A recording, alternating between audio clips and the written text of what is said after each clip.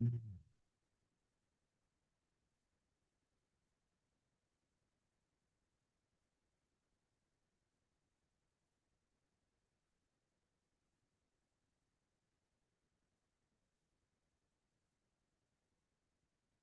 तो मैं ये बता रहा था कि काशिका में अंतिम पंक्ति जो लिखी है वो ये लिखी है कि बहुब्रीहि समाश्रयणम किम, बहुब्रीहि समास का आश्रय क्यों किया।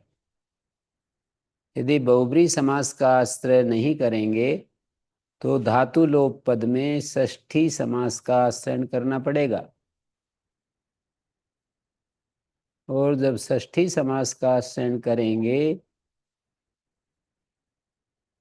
तो आर धातुके के द्वारा लोप को विशेषित करेंगे या फिर गुण वृद्धि को विशेषित करेंगे, दोनों को विशेषित नहीं कर सकते। उसके लिए बहुब्रीहि आश्रय, बहुब्रीहि समास का आश्रय किया कि धातु के अवयव का लोप है जिस आर धातु के परे रहते, उसी आर धातु के परे रहते गुण वृद्धि प्राप्त होते हैं तो वे नहीं होते। आर धातु के द्वारा लोप को भी विशेषित करना है और गुण वृद्धि को भी विशेषित करना है। इस दृष्टि से बहुब्रीहि समास किया है। उसका प्रयोजन क्या है कि क्नोपयति में लोप आर धातु को मानकर लोप नहीं होता, लोपो व्योरवली से एक वर्ण को मानकर लोप होता है। और प्रेत धम में जो गुण होता है वो आर्धातुक को मानकर नहीं होता, बल्कि भिन्न स्थल पर गुण है। लोप तो आर्धातुक को मानकर होता है इंद धातु का, लेकिन गुण जो होता है अ और ई के बीच में है, वो आर्धातुक से कोई लेना देना नहीं। तो इस तरह से आर्धातुक परे रहते ही लोप हो और आर्धातुक परे रहते ही गुण वृद्धि पाए। जिस आर्धातुक को मानकर लोप हो रहा है उसी आर्धातुक को मानकर गुण वृद्धि पाएंगे तो वे नहीं हो, ऐसा चाहते हैं आचार्य। उसके लिए उन्होंने बहुब्रीहि समास का आश्रय किया। आप बताओ अब ये बात अपने शब्दों में।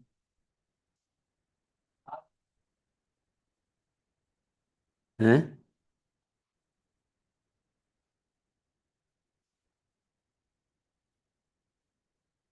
जिस आर्धातुक को मानकर धातु के अवयव का लोप हो उसी आर्धातुक को मानकर एक के स्थान में गुण वृद्धि प्राप्त हो तो वे नहीं होते। इस तरह से क्नोपैती प्रेद्धम उदाहरण सिद्ध हो जाएंगे। नहीं तो यदि ऐसा नहीं करेंगे और यूं कहें कि आर धातुक पर रहते जो गुण वृद्धि प्राप्त होते हैं, आर धातुक पर रहते जो गुण वृद्धि प्राप्त होते हैं, लोभ तो चाहे किसी को मानकर हो जाए, आर्धातुक को मानकर गुण वृद्धि प्राप्त होते हैं वे नहीं होते, तो क्नोपैती में निषेध हो जाएगा। क्नोपैती जो रूप है इष्ट रूप है और ये बनने लगेगा क्नूपयति। हम्म।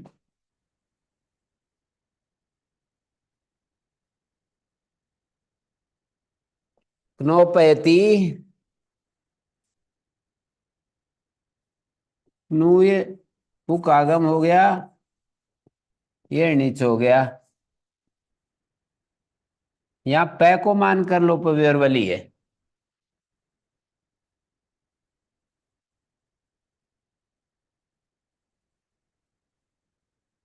लोपो व्योरवली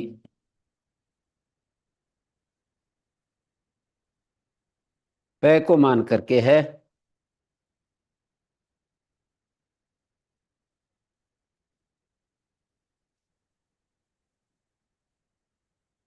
आर धातुक को मानकर नीच आर धातुक है, इसको मानकर गुण प्राप्त है पुगंत लघुपधस, और पै को मान करके यह का लोप हुआ है। अलग अलग आर धातुक को मानकर गुण हो रहा है, आर धातुक को मानकर लोप नहीं हुआ है। लोप हुआ है पै को मानकर, लोपो वेरवली। 6 1 65 है। 64।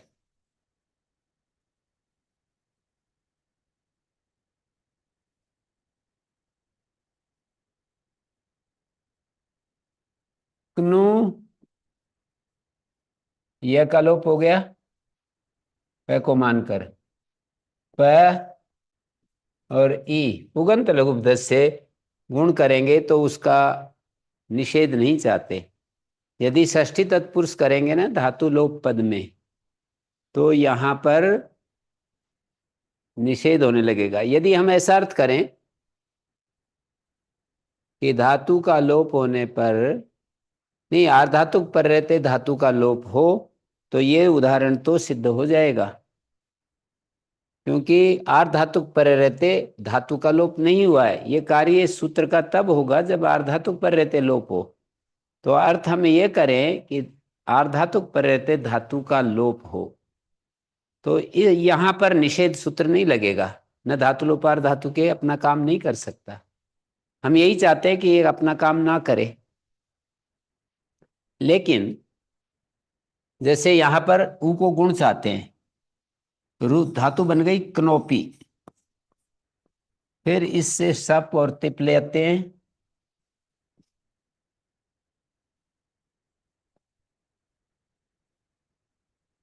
शप को मान करके कनोपी बना, नहीं निच को मान करके, निच को मान करके कनूप को कनोपी बन गया। शप को मानकर कनोपे, एचो यवा यवा।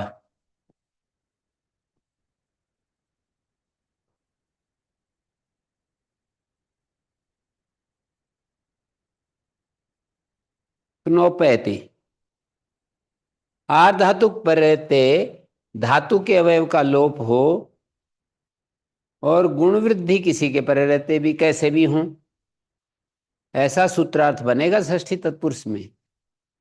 आर्धातुक पर रहते धातु के अवयव का लोप हो और इक के स्थान में गुण वृद्धि प्राप्त हो, वे चाहे आर्धातुक पर रहते प्राप्त हो या बिना आर्धातुक के हों।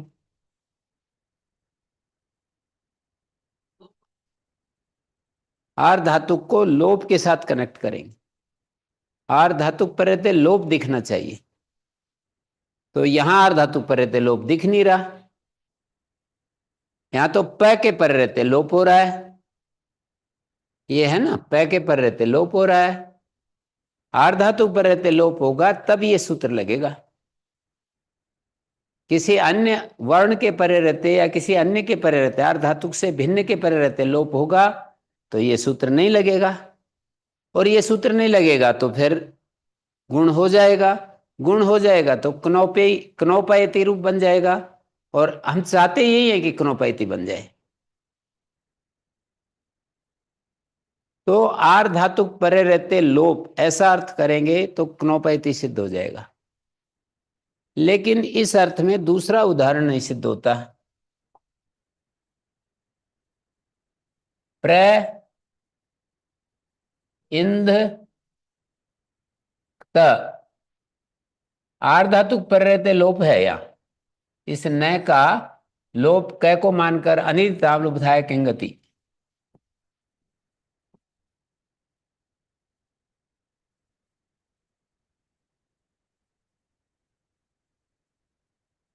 छ 4 24।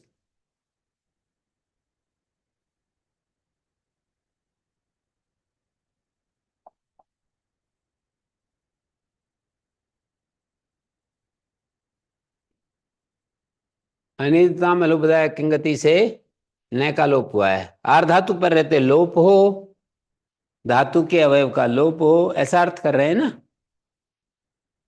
इक के स्थान में गुण वृद्धि हो तो प्र और ई, इनको जो गुण प्राप्त आद गुणा वो रुक जाएगा।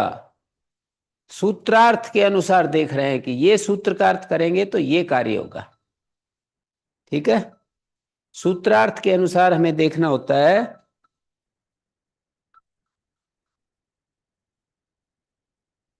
हम्म सूत्रार्थ के अनुसार हमको देखना होता है। ठीक है,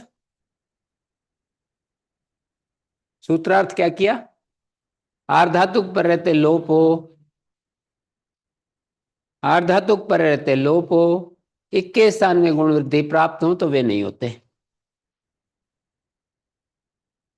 षष्ठी तत्पुरुष करने से ऐसा अर्थ बन सकता है, इससे ज्यादा अर्थ नहीं बनेगा। इससे ज्यादा बनेगा तो इतना ही बनेगा, आर्धातुक परे रहते गुण वृद्धि नहीं होते। इसको बचाने के लिए यदि ऐसा अर्थ करते हैं, इस उदाहरण को बचाने के लिए यूं कहते हैं कि आर्धातुक परे रहते गुण वृद्धि प्राप्त हो, लोप चाहे कैसे भी हो तो गुण वृद्धि नहीं होते। ठीक है, आर्धातुक परे रहते, आर्धातुक परे रहते लोप होना चाहिए, तो आर्धातुक परे रहते तो लोप है, आर्धातुक परे रहते लोप है। आर्धातुक पर रहते लोप हो, इंद धातु के नकार का लोप आर्धातुक पर रहते हैं, क्ता प्रत्यय के पर रहते हैं, इक्के स्थान में गुण वृद्धि प्राप्त हो तो वे नहीं होते। तो ऐसा अर्थ ना करके हम ये कहें कि आर्धातुक परे रहते गुण वृद्धि नहीं होते, यदि लोप हुआ है तो लोप तो हुआ है। आर्धातुक पर रहते गुण वृद्धि नहीं होते, तो आर्धातुक पर रहते गुण वृद्धि प्राप्त नहीं हो रहे हैं यहाँ। ठीक है,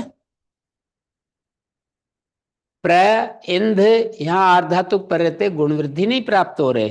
अ और ई के बीच में जो गुण हो रहा है वो आर्धातुक को निमित्त नहीं मानता है। तो इस तरह से सूत्रार्थ यदि ऐसा करते हैं, इस उदाहरण के लिए पहले मैंने उस सूत्रार्थ किया था, आर्धातुक परे रहते लोप हो और इक्के स्थान में गुण वृद्धि प्राप्त हो तो नहीं होते। तो उस अर्थ के अनुसार यहां पर गुण का निषेध होने लगेगा। आर्धातुक पर रहते लोप हो, इक्के स्थान में गुण वृद्धि हो तो नहीं होते। इस उदाहरण को सिद्ध करने के लिए हमने अर्थ चेंज कर दिया। क्या? आर्धातुक पर रहते गुण वृद्धि नहीं होते यदि वहां पर लोप हुआ है, तो कोई भी मानकर किसी के कारण से लोप हुआ है, आर्धातुक पर रहते गुण वृद्धि होना चाहिए। यहां आर्धातुक पर रहते गुण वृद्धि नहीं है, आर्धातुक पर रहते गुण नहीं है यहां। तो इस उदाहरण को सिद्ध करने के लिए यदि हम अर्थ इस तरह करते हैं तो ये उदाहरण तो सिद्ध हो जाएगा। क्नोपैथी कैसे करेंगे? नोए पुक आगम है और ये नीच है। आर्धातुक पर रहते गुण वृद्धि, आर्धातुक पर रहते लोप होना चाहिए। जैसे ऊपर उदाहरण के अनुसार आर्धातुक पर रहते लोप हो, एक के स्थान में गुण वृद्धि पाए तो नहीं होते। तो उस अर्थ के अनुसार यहां पर हमारा रूप सिद्ध नहीं होता। तो हमने अर्थ किया आर्धातुक पर रहते गुण वृद्धि नहीं होते, यदि प्राप्त होते हैं तो आर्धातुक पर रहते गुण वृद्धि प्राप्त नहीं है। वैसा अर्थ करते हैं तो आर्धातुक परे रहते गुण प्राप्त है, लोप कैसे भी हो, पकार को मानकर लोप हुआ है। तो इसलिए बहुत ज्यादा मैंने इस पर चर्चा कर दी, अब कुछ बचा नहीं कहने के लिए। स्पष्ट हो गया? क्यों समझे?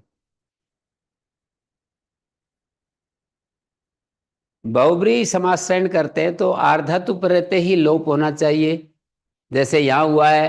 आर्धातुक पर रहते ही गुण प्राप्त होना चाहिए, जैसे यहां हो रहा है।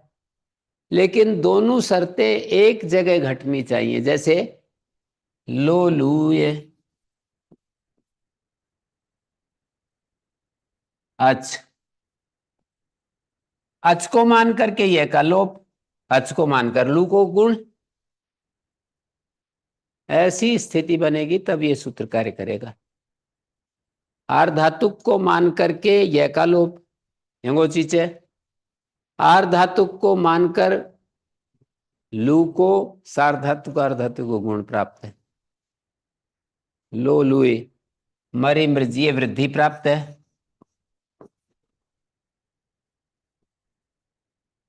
हैं?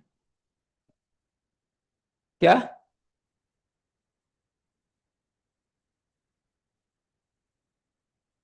क्या बोल, समझा नहीं। जोर से, जोर से बोलना पड़ेगा मेरे को सुन। प्रत्येक अवयव? कौन से प्रत्येक अवयव बता रहे हो? कौन से प्रत्येक अवयव बता रहे हैं, बोलिए। किस प्रत्येक अवयव बता रहे हैं, आप बताओ ना एक बार। मैं उसका उत्तर दे हूं, आप बताओ तो सही। आप समस्या जो रख रहे हैं उसको साफ साफ बताइए। मैं तो ये कह रहा हूं, अच के मान करके इस ये का, ये प्रत्यय है पूरा, ये धातु का अवयव है ये प्रत्यय। लोलुई धातु है, उसका अवयव ये है। मरमृज्य पूरी धातु है, उसका अवयव ये है। क्या समझ गए, बताइए। प्रत्येक अवयव क्या कह करने लग गए?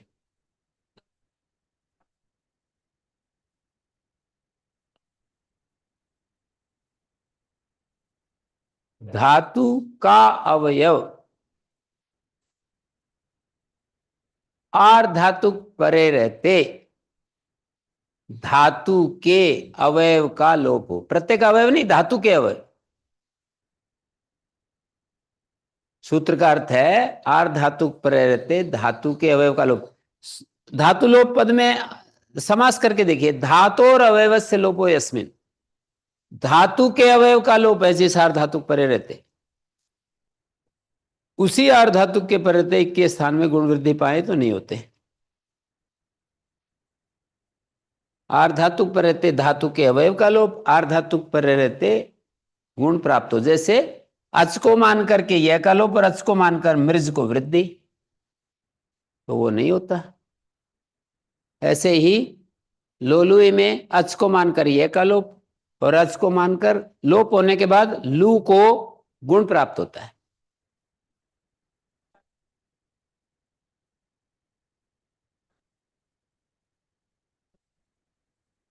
दो शर्तें कौन सी?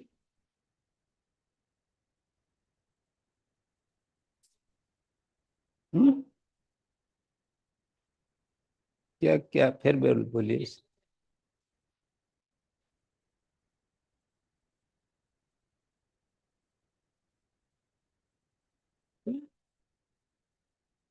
हाँ, तो यही तो बात कह रहे हैं कि ये दोनों बातें बहुब्रीहि समास में घटेंगी। तत्पुरुष समास में ये दोनों बातें इकट्ठी नहीं देख सकते। ये दोनों बातें तब घट पाएंगी जब धातु लोप पद में बहुब्रीहि समास करेंगे। धातु के अवयव का लोप है जिस आर धातु पर रहते उसी आर धातु पर रहते इक के स्थान में गुण वृद्धि, ये जो कथन है ये बहुब्रीहि समास के अनुसार घट पाएगा। षष्ठी तत्पुरुष के अनुसार ऐसी दोनों बातें इकट्ठी देख नहीं सकते। आप या तो यूं कहोगे कि आर्धातुक पर रहते धातु के अवयव का लोप हो, या यूं कहोगे आर्धातुक पर रहते गुण वृद्धि प्राप्त हो। तो एक में एक उदाहरण बनेगा, दूसरे में दूसरा उदाहरण बनेगा, दोनों उदाहरण नहीं बन पाएंगे। हम्म। और इस सूत्र के जो उदाहरण हैं ये बनेंगे कि नहीं षष्ठ तत्पुरुष समास में? तो कहेंगे आर्धातुक परे रहते धातु के अवयव का लोप हो, तो बन जाएगा। षष्ठी तत्पुरुष में भी ये उदाहरण तो बन गया, लोलुए। षष्ठी तत्पुरुष में भी मरी मृजा बन जाएगा। आप कैसा भी अर्थ करो, आर्धातुक परते गुण वृद्धि प्राप्त होते हैं, वो नहीं होते, लोप होने पर लोप तो हुआ ही है। सूत्र के उदाहरण तो षष्ठी तत्पुरुष में भी बन जाएंगे, लेकिन सूत्र के जो दूसरे अतिव्याप्ति जो हो रही है वो नहीं रोकी जा सकेगी। सूत्र निषेध करता है और निषेध की अतिव्याप्ति को नहीं रोक पा रहे। हम्म।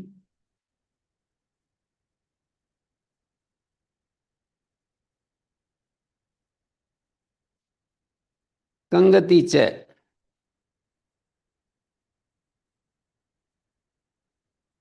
निमित्त सप्तमी ऐसा। निमित्त सप्तमी में जो समास है, निमित्तात् सप्तमी, निमित्त सप्तमी।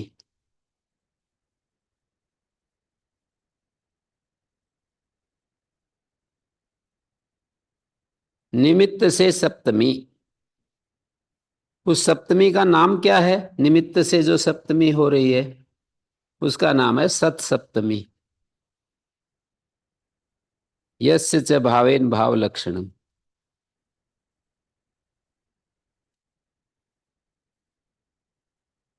निमित्त से सप्तमी, किंगत निमित्त है और उससे यस्य च भावेन भाव लक्षणम, किंगत निमित्ते सति, किंगत निमित्त के होने पर एक के स्थान में गुण वृद्धि नहीं होते। यहां पर भी सूत्र के दो तरह से व्याख्यान हो सकते हैं।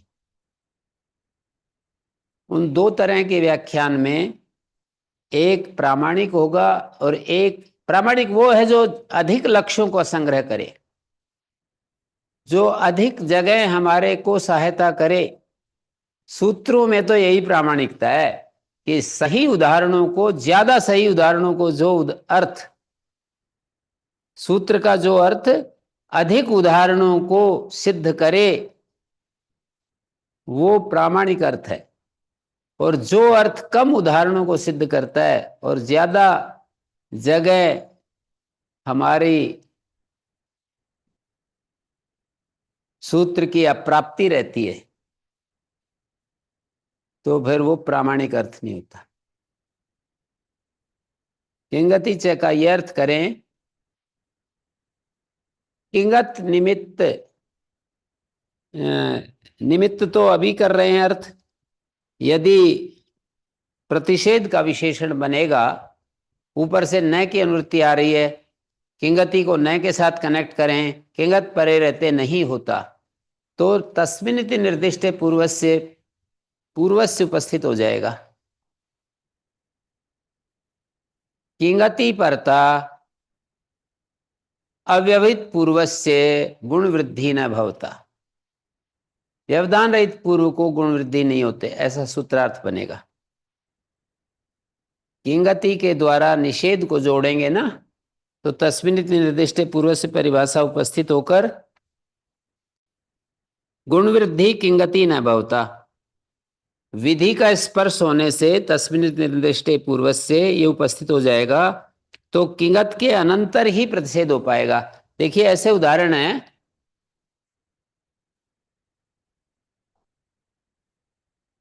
जैसे एक उदाहरण है निक्ता,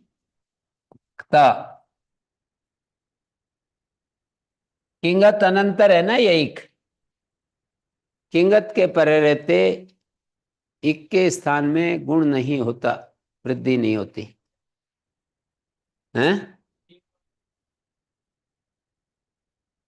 गित कित, गित के परे रहते इक के स्थान में गुण वृद्धि नहीं होते।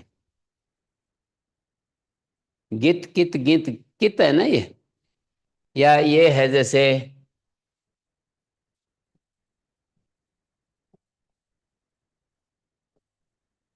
गित के पर रहते इक के स्थान में गुण वृद्धि नहीं होते, लेकिन भिद धातु से का प्रत्यय किया, कित कित परे रहते व्यवधान रहित पूर्व में इक के स्थान में गुण नहीं होता। यहां बीच में द का व्यवधान आ गया, यहां ये सूत्र कार्य नहीं कर सकेगा। यदि किंगति के द्वारा निषेध को मानते हैं, जोड़ते हैं, किंगत पर रहते नहीं होता, क्या नहीं होता? गुण वृद्धि नहीं होते, तो तस्मिन निर्दिष्टे पूर्व से सप्तमी है ना, ये इस सप्तमी किंगति सप्तमी है ना, तो सप्तमी के कारण से पूर्व से आ जाएगा और निर्दिष्टे भी आ जाएगा। उसका अर्थ क्या होता है? व्यवधान रहित पूर्व से। निर्दिष्टे का अर्थ है व्यवधान रहित पूर्व से। किंगति न भवता, ये विधि स्पर्श हो गया ना, विधि का संस्पर्श हो गया, और परिभाषाएं विधि सूत्र में उपस्थित होती हैं। एक परिभाषा है विधौ परिभाषा उपतिष्ठते नानुवादे। जैसे मैं यूं कहूं कित कित परे रहते गुण वृद्धि जो प्राप्त होते हैं वो नहीं होते, तो यहां गुण वृद्धि अनुवाद रूप से कथन किया जा रहा है, विधान नहीं है गुण वृद्धि का। गुण वृद्धि का विधान करने वाला सार्वधातुक अर्धातुकयो है या कोई और सूत्र है पुगंत लघुदस्य, ये उसका केवल अनुवाद मात्र कर रहा है, पुनः कथन मात्र कर रहा है, विधि नहीं है। तो विधौ परिभाषा उपतिष्ठते नानुवादे, ये अनुवाद होने के कारण तस्मिन् निर्दिष्टे पूर्व से नहीं आएगा। कब कब नहीं आएगा? जब किंगति के द्वारा गुण वृद्धि को विशेषित करते हैं, किंगति के द्वारा निषेध को विशेषित करते हैं, तो निषेध विधीयमान है, विधीयमान होने के कारण तस्मिन् निर्दिष्टे पूर्व परिभाषा के आने में कोई बाधा नहीं। समझ में आएगा? तस्मिन् निर्दिष्टे पूर्व से परिभाषा के आने में कोई रुकावट नहीं है, यदि किंगति के द्वारा निषेध को कनेक्ट करते हैं, निषेध को विशेषित करते हैं। जोर से। किंगति चय सूत्र है, इसमें न भी आ रहा है, गुण वृद्धि भी आ रहे हैं, विशेषण विशेष भाव में कामचार होता है। किंगति के द्वारा न को विशेष करें या किंगति के द्वारा एक ही साथ दोनों कैसे करोगे?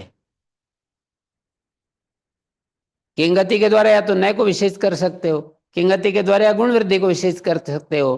किंगति के द्वारा न को विशेष करते हैं तो ये विधीयमान हो जाएगा निषेध, और निषेध विधीयमान हो गया तो निर्दिष्ट पूर्व से आ जाएगा। लेकिन किंगति गुण वृद्धि न बहुता, ऐसा कहते हैं। किंगति जो गुण वृद्धि प्राप्त होते हैं, कित कित प्रत्यय परे रहते जो गुण वृद्धि प्राप्त होते हैं, तो यहां गुण वृद्धि विधिमान नहीं है, अनुवाद है, और अनुवाद में परिभाषा नहीं आती। इसीलिए षष्ठी स्थाने योगा जो स्थाने पद है ना, इसकी अनुवृत्ति ले जानी पड़ती है उरणरपरा में। षष्ठी स्थाने योगा से स्थाने पद की अनुवृत्ति ले जानी पड़ती है उरणरपरा में, क्योंकि उरणरपरा में जो री के स्थान में ये अनुवाद है, विधि नहीं है। अनुवाद और विधि में क्या अंतर है? सूत्र जो विधान करता है, कार्य करता है, वो विधि मानी जाती है। किसी दूसरे सूत्र से कुछ हो रहा है और उसको केवल पुनः कथन मात्र करते हैं तो वो अनुवाद होता है। समझ गए? जैसे री के स्थान में अ ई उ करने वाला कोई और सूत्र है, रीति धातु है, सार्वधातुक अर्धातुकयो है, कोई और सूत्र है, और उसको यहां पर केवल उस रेफरेंस को यहां उपस्थित किया जा रहा है। ये सूत्र अ ई उ का विधान नहीं कर रहा। यदि ये अ ई उ का विधान करे तो षष्ठी स्थान योगा परिभाषा सूत्र है, वो इस विधान सूत्र में, विधायक सूत्र में उपस्थित हो जाएगा। लेकिन ये केवल अनुवाद मात्र करता है तो स्थाने नहीं आ सकता, उसका कोई उपाय और उपाय करना पड़ेगा, और उपाय है स्थाने की अनुवृत्ति लाकर अर्थ करना। री के स्थान में अण रपर होता है, ऐसा अर्थ करते हैं।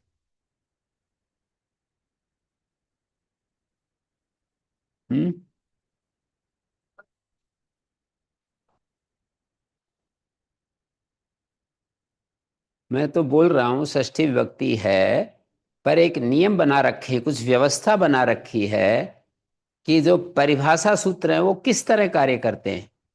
विधि सूत्रों में मिलकर के कार्य करते हैं या कहीं भी करते हैं, तो कहते हैं विधि सूत्रों में ही कार्य करते हैं परिभाषा सूत्र। षष्ठी स्थान होगा एक परिभाषा सूत्र है, तो ये परिभाषा सूत्र विधि सूत्रों का अंग बनेगा। परिभाषा सूत्र का अंग नहीं बन सकता। परिभाषा सूत्र में भी कोई विधि अंश है तो बन सकता है, तो ये सूत्र री के स्थान में अण का विधान नहीं करता, इसलिए वो नहीं आ सकता है। अण का यदि ये विधान करे तब तो आ सकता है। तो पास में है इसलिए स्थाने की अनुमति ले आएंगे, इसमें कोई ज्यादा झंझट नहीं पड़ा। इस बात को हम वहां से जानते हैं। उदीचा माता स्थाने एक पूर्वाया, 7वें अध्याय का तीसरे पाद का लगभग 46, 47, 48 कितना नंबर है देखो, 46। तो 7, 3, 46 उसमें कहा है, उदीच आचार्यों के मत में, उत्तर देश वाले आचार्यों के मत में, आकार के स्थान में जो अकार, यहां स्थाने क्यों पड़ा है? षष्ठी स्थानीय होगा से स्थाने आ जाता, यहां इस सूत्र में स्थाने क्यों पढ़ रहे हैं जब षष्ठी स्थानीय होगा से आ ही जाता। तो आचार्य ये समझाते हैं हमको स्थाने ग्रहण करके कि परिभाषा सूत्र वहीं उपस्थित होते हैं जहां विधि होती है। ये विधि थोड़ी कर रहा है, ये तो किसी दूसरे सूत्र ने आ के स्थान में ह्रस्वकार जो किया है उसको केवल, उस परिस्थिति को केवल यहां पर लाकर उपस्थित कर रहा है। किसी अन्य सूत्र से जो आ को अ होता है ना, उसका केवल रेफरेंस दे रहा है कि आ के स्थान में जो ह्रस्वकार होता है उसको ई होता है, यदि वो य क पूर्व वाला आ हो, ये और क पूर्व में है जिस आके स्थान में जो ह्रस्वकार उसको ई होता है। आके स्थान में ह्रस्वकार किससे होता है? केणा आदि सूत्रों से होता है। तो दूसरे किसी सूत्र से जहां आके स्थान में ह्रस्व अ होता है, अब मैं 1 घंटे तक ऐसे बोलता चला जाता हूं जोर जोर से, और आप 1 मिनट के लिए बोलना पड़ता है तब भी नहीं बोलते जोर से, हैं? अपनी चाल को नहीं छोड़ते, योगियों की तरह, योगी लोग जैसे अपनी चाल को नहीं छोड़ते ना, जनक जी की तरह। योगी लोग अपनी चाल को नहीं छोड़ते, सब प्रसिद्ध है। तो आप लोग भी अपनी चाल को नहीं छोड़ते योगियों की तरह। तो मैं बार बार कहता रहता हूँ कि क्या कहा, हाँ जोर से बोलो, क्या कहा। अब मैं इतनी जोर जोर से कई घंटे बोलना पड़ता है मेरे को, तो सुबह से शाम तक बोलना पड़ता है, फिर भी जोर से बोलता हूँ। आपकी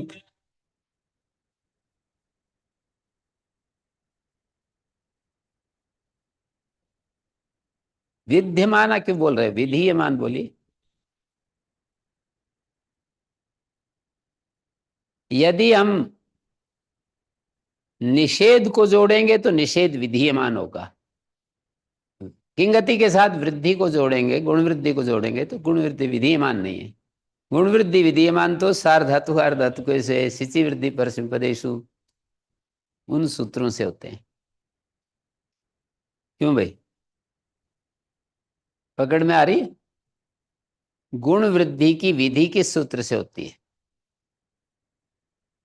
किंगति से सूत्र से होती है क्या? निषेध की विधि है इससे, निषेध कर रहा है तो निषेध की तो विधि कह सकते हो, पर गुण वृद्धि की विधि नहीं कह सकते। नकार उसका विशेषण, नकार किंगति च नकार का विशेषण, ऐसे बोलिए। हाँ, तब ये विधि बन गई और विधि में परिभाषा आई जाती है। तो तस्मिन् निर्दिष्टे पुरुष आएगी, और आएगी तो व्यवधान रहित पूर्व को निषेध कर पाएगी, व्यवधान में निषेध नहीं कर पाएगी। भिद में दय का व्यवधान है, तो यहाँ ये परिभाषा, ये जो किंगति च सूत्र निषेध नहीं कर पाएगा। नीतः यहाँ निषेध हो जाएगा, जिष्णु यहाँ निषेध हो जाएगा, लेकिन भिन्ना उदाहरण में नहीं हो पाएगा। क्यों? क्यों? क्योंकि दय का व्यवधान हो गया। किंगत परे रहते व्यवधान रहित पूर्व में एक मिलना चाहिए, किंगत परे रहते व्यवधान रहित पूर्व में एक मिलना चाहिए। तो किंगति च, यही निर्णय कर ले हैं भाई। किंगति च के द्वारा प्रधान तो निषेध है, यहां पर एक प्रधान है एक गौण है। किंगति च गौण है और ये प्रधान है। किंगति च के द्वारा प्रधान निषेध को विशेषित करें या गौण गुण वृद्धि को विशेषित करें। गौण क्यों है? सूत्र में प्रमुखता जब निषेध की है तो उसके अलावा जो होंगे वो उसके विशेषण होंगे। प्रधान तो एक ही होता है, तो सूत्र में निषेध प्रधान है तो बाकी उसके विशेषण होंगे। तो विशेषण को यदि हम गौण को विशेषित नहीं कर सकते, किंगति तो प्रधान के साथ ही जुड़ेगा। गौण के साथ सब लोग मुख्य से ही जुड़ना चाहते हैं ना, गौण के साथ कौन जुड़ना चाहता है? मोदी जी से संपर्क करना चाहेंगे, मोदी जी के आदमी कोई इधर उधर का हो, उससे क्यों मिलना चाहेगा? यदि मौका मिल जाए तो उसको प्रधान से ही जुड़ना चाहेंगे ना। तो प्रधान को यदि हम किंगति के द्वारा जोड़ते हैं तो ये दोष आता है। भिन्ना रूप भिन्ना उदाहरण में किंगति से गुण निषेध नहीं कर पाएगा। इसमें तो कर देगा, नीता कर देगा, जिष्णु कर देगा, पर भिन्न उदाहरण में नहीं कर पाएगा। हम्म।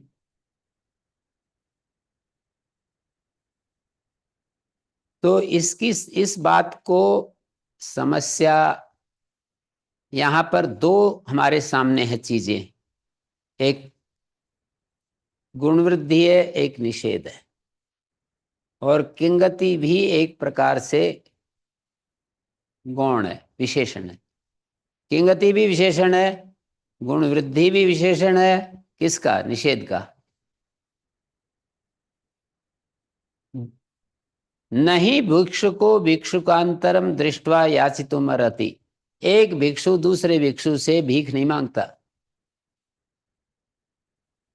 एक भिक्षु है, दूसरा कोई भिक्षु है, उससे नहीं मांगता। तो किंगति भी विशेषण है, गुण वृद्धि भी विशेषण है। तो किंगति गुण वृद्धि के साथ जुड़ना नहीं चाहता, निषेध के साथ जुड़ना चाहता है। निषेध के साथ जोड़ते हैं तो ये प्रयोग नहीं बन पा रहा। ये समस्या है।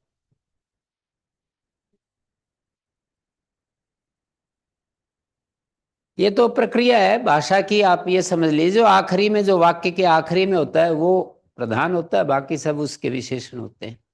जैसे राम ग्राम को जाता है, राम भी विशेषण है, ग्राम भी विशेषण है, जाता है प्रधान क्रिया है, हैं?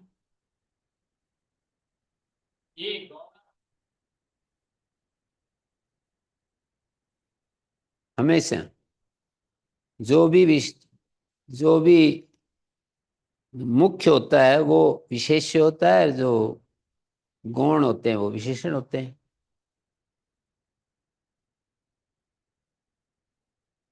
तो इसके लिए अब एक दूसरा न्याय ले आए।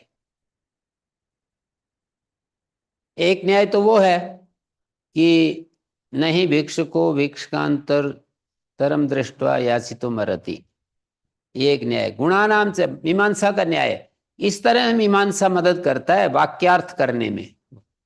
मीमांसा का एक न्याय है, गुणानाम च परार्थत्वात् असंबंध समत्वात् साथ। जो गुण होते हैं वो परार्थ होते हैं, दूसरे के लिए होते हैं। जैसे किंगति भी परार्थ है और गुण वृद्धि भी परार्थ है। किसके लिए? निषेध के लिए। दोनों गुणानाम च परार्थत्व असंबंध समत्वात् साथ, क्योंकि उनमें बराबर शक्ति है इसलिए बार आपस में एक दूसरे को साथ संबंधित नहीं होंगे। जैसा मैं वैसा ही कोई दूसरा। जब दोनों भाई भाई हैं तो फिर वो सीधे उन दोनों, वे दोनों ही मोदी जी से जुड़ना चाहेंगे। ये आपस में नहीं जुड़ना चाहेंगे। कि आप काबू ना लगे तब तो अलग बात होती है, यदि काबू लगे तो सीधा सीधा उसी से जुड़ना चाहेंगे ना, हैं?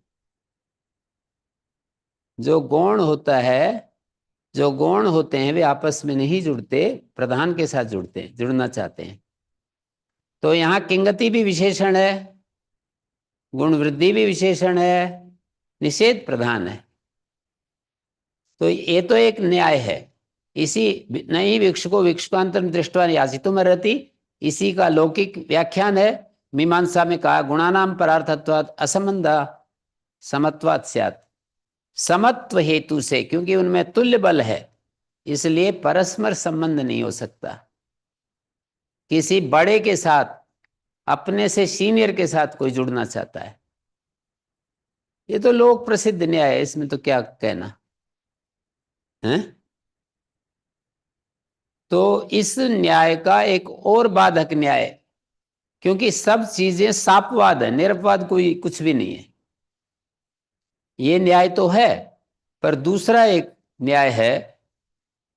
उस न्याय का स्वरूप है कि जैसे लौकिक उदाहरण दूं, जैसे कोई एक व्यक्ति है, इधर पानी है, इधर इलायची है, तो व्यक्ति प्रधान है ना।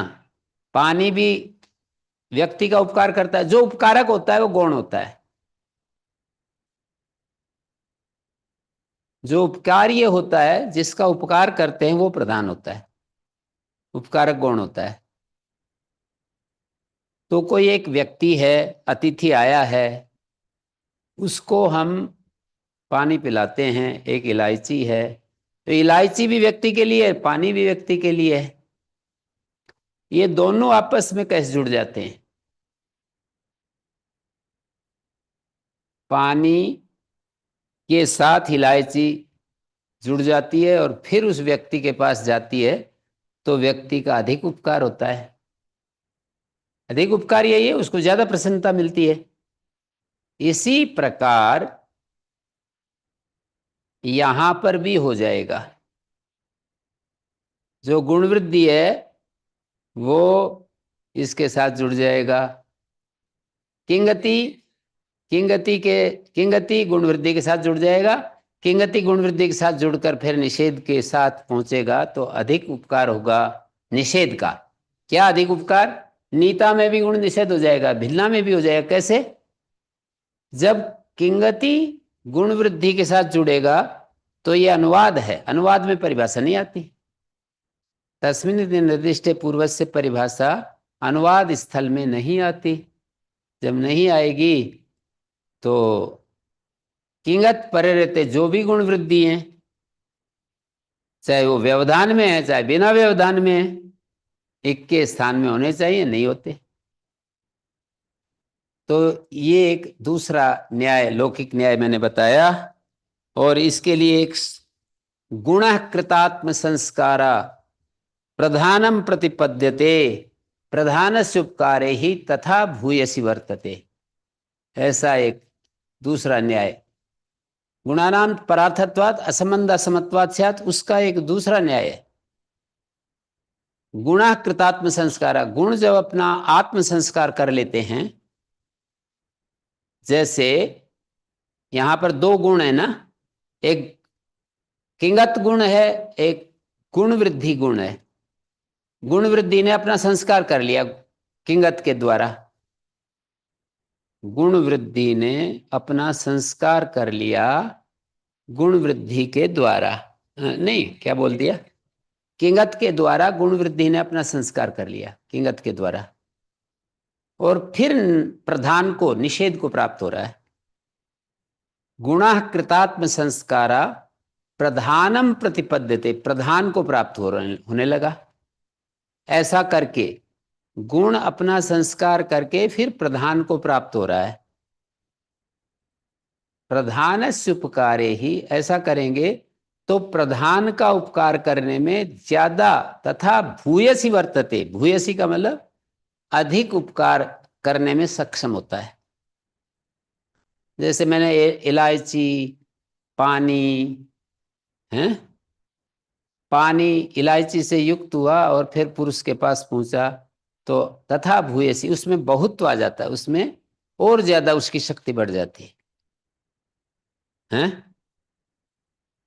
तो इस न्याय से यहां पर किंगति को गुण वृद्धि से जोड़ेंगे और किंगत विशिष्ट गुण वृद्धि को निषेध से जोड़ेंगे।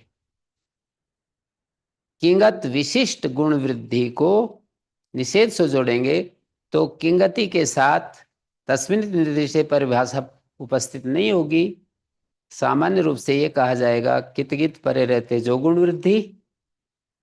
ये अनुवाद है, अनुवाद समझते हैं।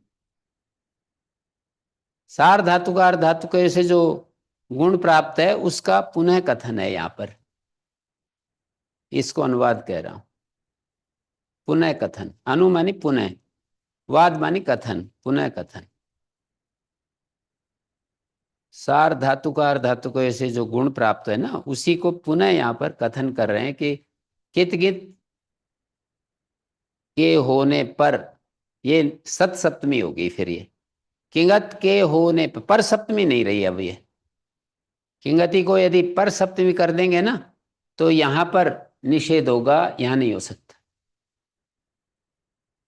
ये सत सप्तमी होगी। किंगत निमित्त होने पर, ऐसा अर्थ हुआ। जो गुण वृद्धि प्राप्त होते हैं वे नहीं होते। ये सारा इन्होंने व्याख्याकारों ने लिखा है, उसको मैंने अपने शब्दों में आपके सामने बता दिया। हम्म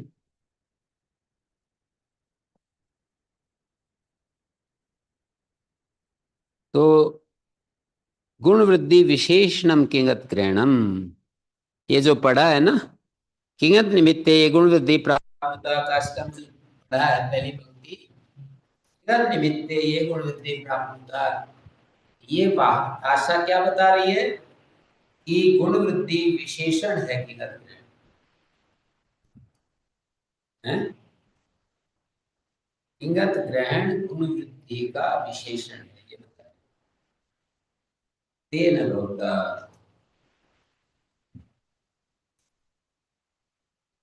भिन्ना मृष्टा, जैसे मृजेर वृद्धि, अब कता प्रत्यय है तो मृज धातु को जय के व्यवधान में भी वृद्धि का निषेध है। मृष्टा कैसे बनेगा?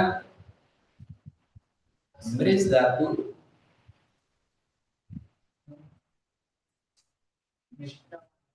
का मृजेर वृद्धि संख्या बोलो।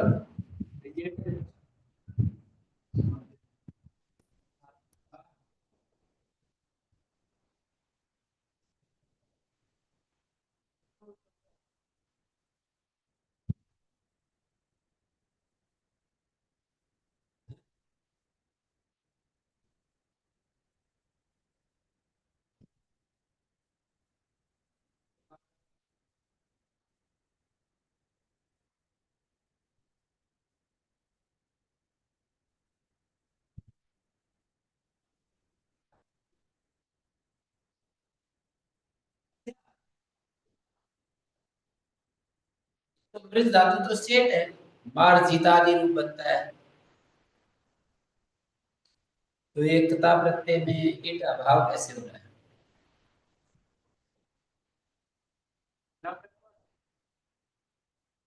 न तत्व से तो सेठ तत्व की नहीं होता है।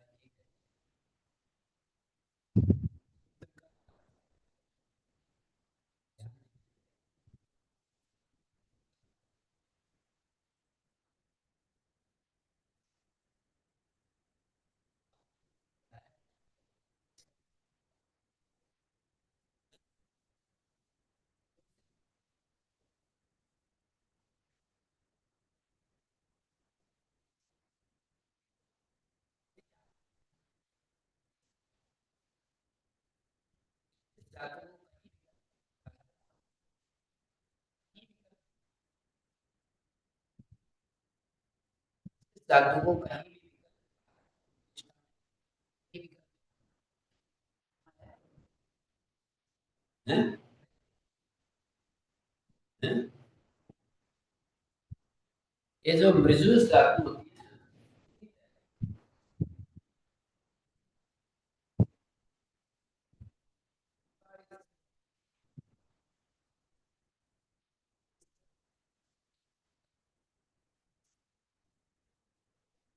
धरती सदिश प्रयोग नहीं होगा।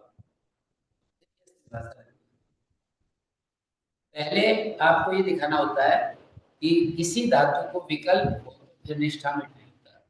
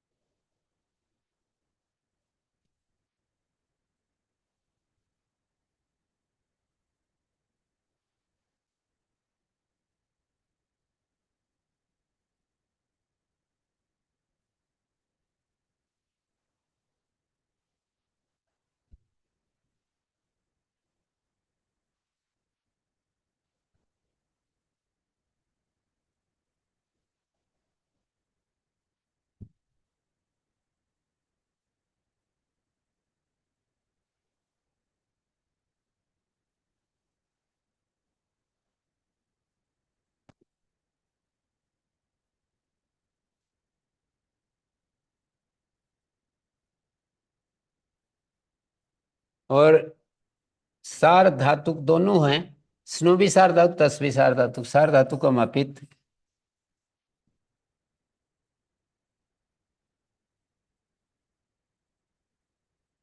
एक, चार, एक, दो, चार। अपित सार धातु गीतवत होता है, ये भी गीतवत है, ये भी गीतवत है, ठीक है। सार धातु का धातु के गुण पाया।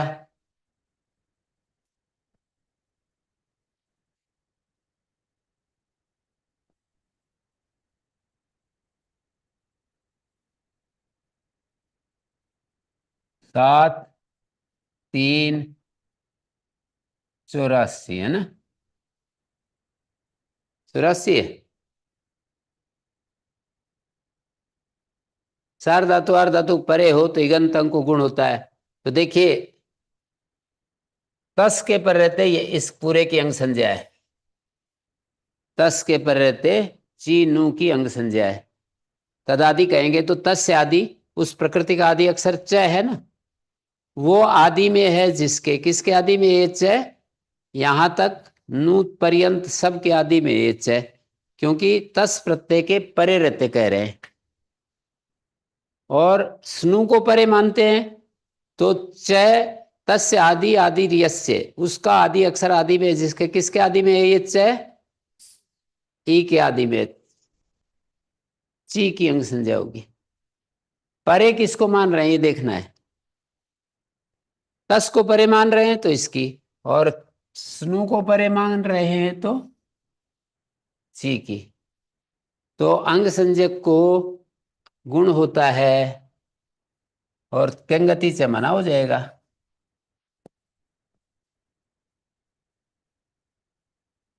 मना हो गया ये है। पांच, स्नु को मानकर ची को गुण नहीं हुआ, तस को मानकर स्नु को गुण, चिन्ह बन गया। ऐसे ही ची, स्नु और आगे झी है, और झी को अंति हो गया, नु, ची। यहां पर इको एनर्जी प्राप्त हुआ, उसको बात कर रहे थे स्नु धातु भ्रुवाम योर यंग वंगो, स्नु को उवंगादेश होता है, स्नु को उवंगादेश प्राप्त हुआ हुस्नु सार धातु के। अचिस्नु धातु भ्रुवाम,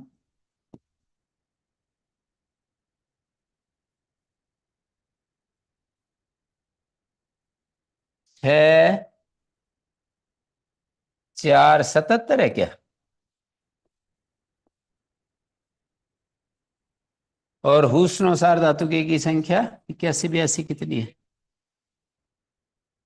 हाँ? 6482 है ना। इसने क्या कहा,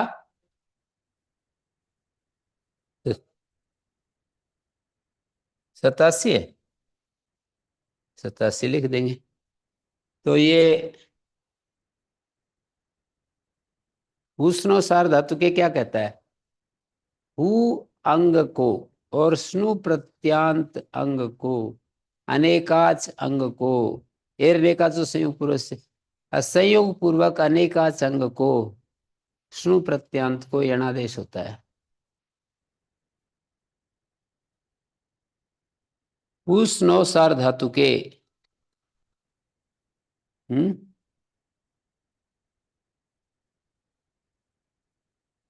ये जो है सूत्र का अर्थ, एर ने का जो संयोग पूर्व से उसकी अनुवृत्ति आ रही है, हैं? छठे अध्याय के चौथे पद में है, अनुवृत्ति आ रही है। हुई तेत संग से स्नु प्रत्यांतस्य च अनेकाचो अंगस्य, स्नु प्रत्यांत अनेकाच असंयोग पूर्वक हो तो आजादी सार धातु पर रहते अणादेश होता है। स्नु प्रत्यांत अनेकाच असंयोग पूर्व वाला अंग होना चाहिए, अनेकाच असहयोग पूर्व वाला अंग होना चाहिए। तो देखिए अनेकाच चाहिए यहां तक, और असंयोग पूर्व में है। जैसे आप धातु हो और नु आ जाएगा तो आपनुवंती बनता है, वहां उवंगादेश होता है, यणादेश नहीं होता है, क्योंकि संयोग पूर्व में बन गया। प और न का संयोग आपनुवंती, आपनुवंती में आप नु, और यहां स्नु है तो यणादेश हो गया चिन्वंती।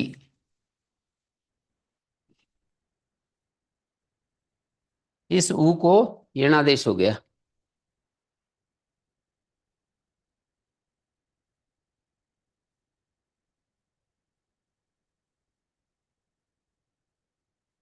मृष्टा मृजंती, मृष्टा मृजंती में कहाँ का रूप है? ये गीत का उदाहरण दे रहे हैं।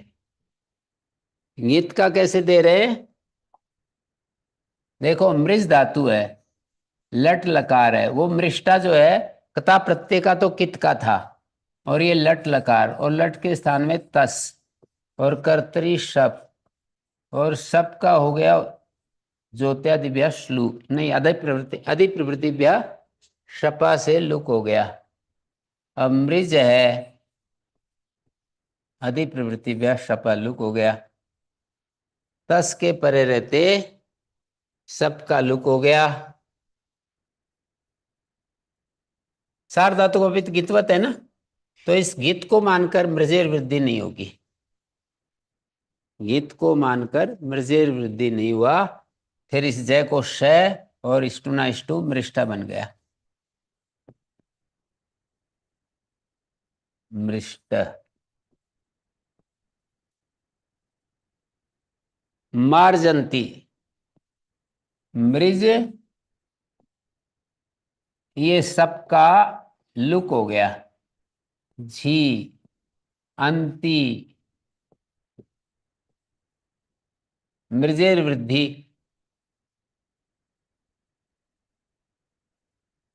यहां वार्तिक लगता है, मृजेर अजादव संक्रमे विभाषा विदृश्यते।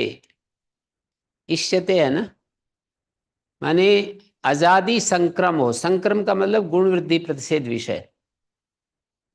गुण वृद्धि जो प्रतिषेध विषय है उसको संक्रम नाम से पुकारते थे पूर्वाचार्य। तो गुण वृद्धि का प्रतिषेध विषय है ये अंति। सार धातु का मापित से गितवत है, सार धातु का मापित से गितवत है। तो किंगत जो है, किंगत प्रत्यय जो होता है गुण वृद्धि का प्रतिषेध विषय होता है, तो इसलिए गुण वृद्धि प्रतिषेध विषय है। यहां पर विकल्प से वृद्धि होगी। एक बार मृज को मार्ज बन जाएगा, और एक बार निषेध होगा तो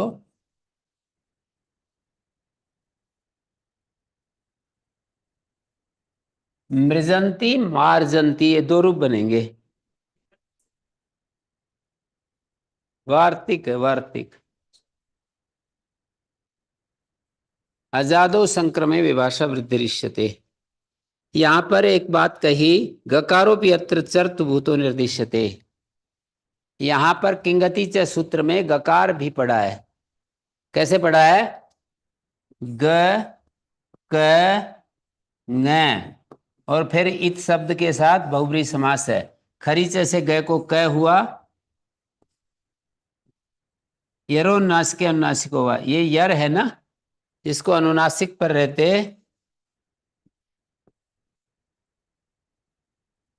प्रत्येक पद होता है। ये यरोन्नासिक के पदांत में लगता है, तो प्रत्येक अक्षर पद होता है समास में अंतर्वर्तनी विभक्ति को लेकर। क भी एक पद, ग भी पद है, क भी पद है, तो खरीच से ग को क, और ये भी पद है, अंतर्वर्तनी विभक्ति को लेकर पद है। और यरोन्नासिक के अनुनासिक हुआ, क को ग के पर रहते ग हो गया। और हलो यमाम यमी लोपा, हल से उत्तर यम का लोप यम के पर रहते, तो गै का लोप हो जाएगा गै के, और विकल्प से होता है। तो इसलिए तीन प्रकार से सूत्र लिखते हैं।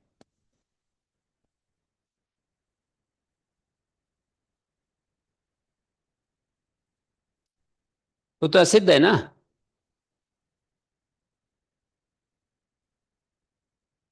जैसे आप कै को गए हुआ, ये रो नास के अनुनासिक हुआ, किस सूत्र से? इसी सूत्र से कैसे करोगे? ये वाला जो सूत्र है इसकी दृष्टि में तो ये कै ही है ना।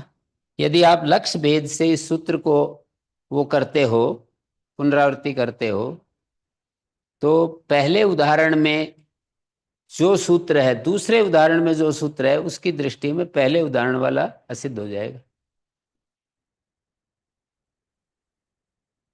हैं?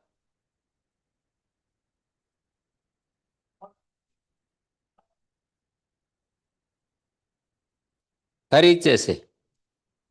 और इस कै को गय हुआ है, ये नासिक नासिक हुआ, और हलो यमा मिलोपा गय का लोप हुआ विकल्प से।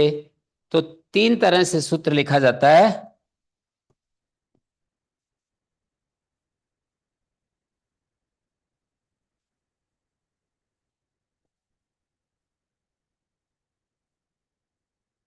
और एक बार इस गय का लोप हो जाएगा।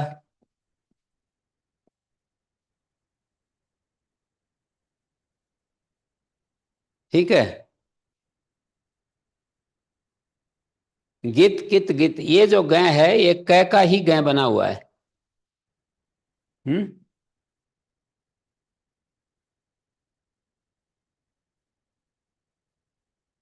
तो गकारोपि अत्र चर्त भूतो निर्दिष्ट दे दे, गकार चरत हुआ यहां पर निर्दिष्ट है। गकार चरत होकर के यहां पड़ा हुआ है, तो कंगति ऐसा सूत्र हुआ। इससे क्या लाभ होगा? इससे कह रहे हैं लाभ ये होगा कि जिष्णु भूषणु में, ये जो जिष्णु भूषणु है ना,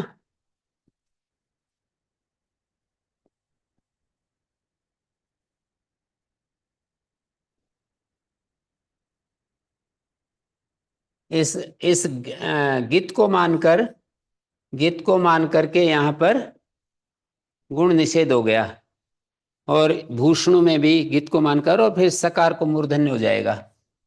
आदेश प्रत्यय स्टोनाइस्टू, जिष्णु भूषणु।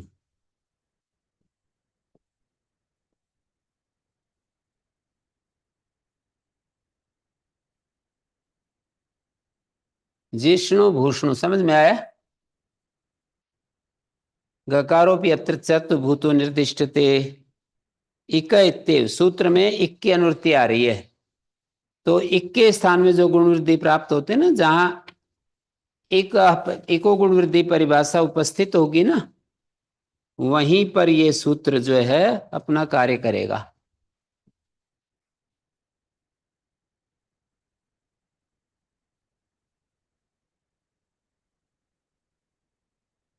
गकार कहां पर? क्या जिष्णु में क्या है? जकार,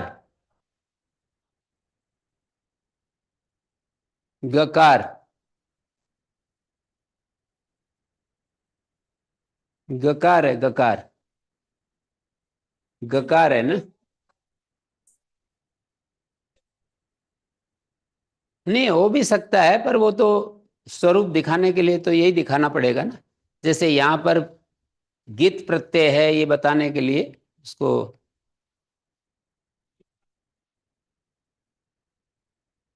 हम्म। ये बताने के लिए, समझाने के लिए हमें गीत प्रत्यय दिखाना पड़ेगा। इकैते कामयते लैग्वायना, ये कह रहे हैं कमु धातु है, कमु कांतव, कम बचा, इससे कमेर हिणिंग किया।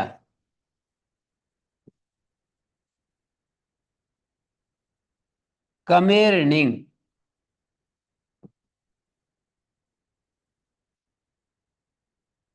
कमेर हिणिंग।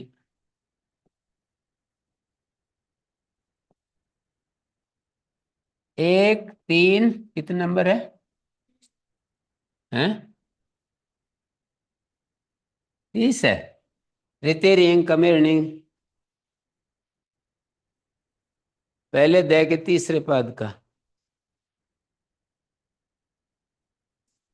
हैं?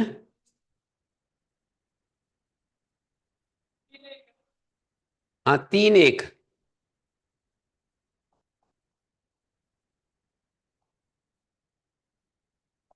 मन में तो वैसे आ जाता है और वैसे। तो यहां पर देखिए, अतोपधाय वृद्धि प्राप्त है ना।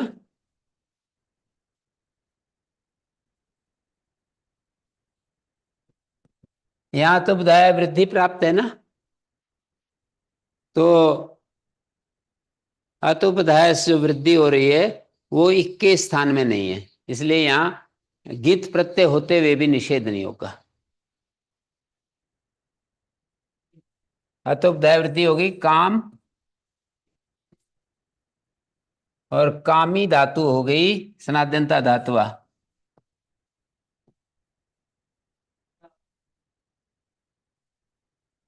32 है ये।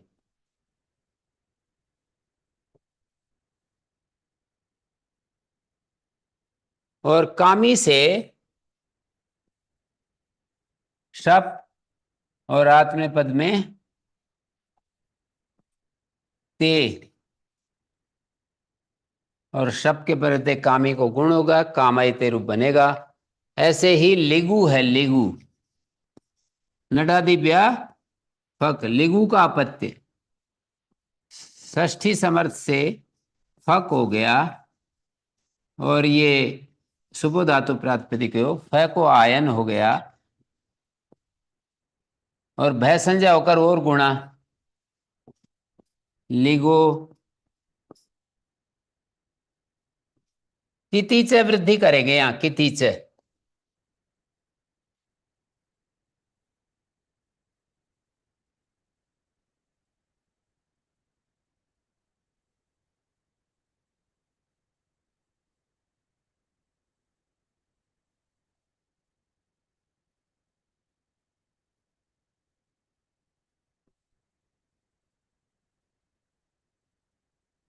लेग वाय ना क्या है?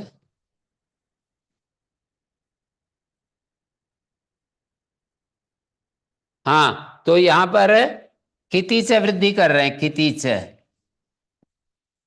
ये कितीच सूत्र में अचाम तदिते सामादे की अनुवृत्ति है। अचो में आदि अच को इको गुण वृद्धि का जहां इक पद उपस्थित होगा ना, वहां पर ये किंगति से लगता है। इको गुण वृद्धि से उठ करके जहां जिन सूत्रों में इक पद उपस्थित होगा वहां किंगति से लगेगा। यहाँ तद्धिते सामादेश सूत्र और किति से जो सूत्र हैं इसमें इक पद उपस्थित नहीं होता है, क्योंकि पहले स्थानीय निर्देश कर रखा है। अचाम आदे अचा स्थाने पहले ही कह रखा है ना, तो इसलिए और गुणा में भी नहीं लगेगा, क्योंकि पहले स्थानीय निर्देश इका उपस्थित नहीं होता।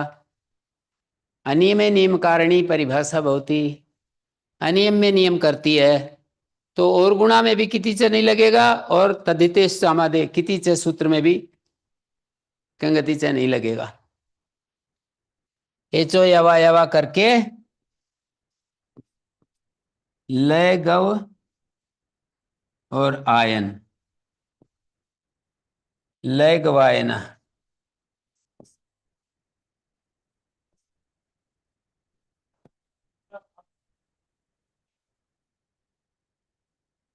नडादि व्यापक,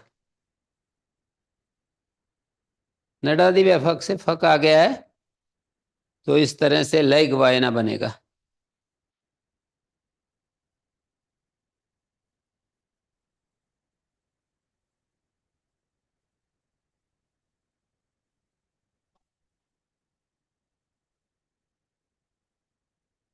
नहीं बहुत ही, पर वो कभी कभी होता तो है उसमें। क्या सूत्र है वो? पानी पानी ब्याया क्या है? गोपुद बीच से पानी पानी ब्याया नहीं होता है। कामयते नहीं, आर धातुक में तो होता है। आयदार धातु के वा, सार धातुक में नहीं होता। तो ओम शांति शांति शांति ही।